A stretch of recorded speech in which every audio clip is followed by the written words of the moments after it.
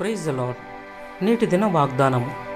అప్పుడు నీతిమంతులు తమ తండ్రి రాజ్యంలో సూర్యుని వలె తేజరిల్లుదురు. చెవులు గలవాడు వినుగాక. మత్తయి సువార్త 13వ అధ్యాయము 43వ వచనము.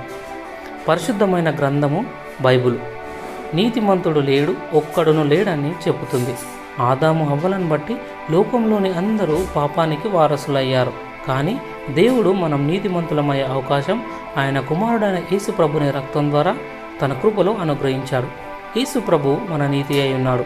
మనము ఆయన యందు సంపూర్ణం. ఈ విషయాన్ని ఎప్పుడు మనం జ్ఞాపకం ఉంచుకొని నీతిగల జీవితాన్ని జీవిద్దాం.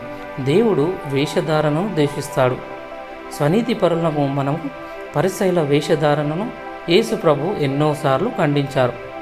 నీతిమంతులైన వారికి ఎన్నో ఆశీర్వాదాలు దాచబడి ఉన్నవి. వాటిలో కొన్ని ఆశీర్వాదములు సామెతల గ్రంథంలో ఇవ్వబడ్డాయి. నేను మీకు ఒక పని అప్పగించాలనుకుంటున్నాను. ముందు చెప్పబడిన అధ్యాయాలను జాగ్రత్తగా చదివి ఒక పుస్తకంలో వ్రాయండి. దేవుని ఎదుట మీరు నీతిమంతులుగా అగుపడితే నీ జీవితంలో ఆ ఆశీర్వాదాలను సొంతం చేసుకోవచ్చు. నీతి మరియు దేవుని భయము ఈ రెండు కలిసి వెళ్తుంటాయి. దేవుని యందు భయంలో మనం నడిచినట్లయితే మన జ్ఞానవంతులం అవుతాం. ఈరోజు ఇవ్వబడిన ఈ చక్కటి వాగ్దానాన్ని గురించి మనం ప్రార్థిద్దాం. దేవా, నీ అత్యంత కృప ద్వారా నన్ను నీతిమంతునిగా చేసినందుకు వందనములు.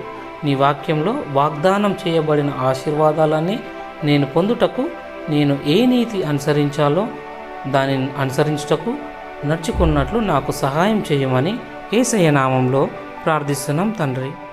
ఆమెన్.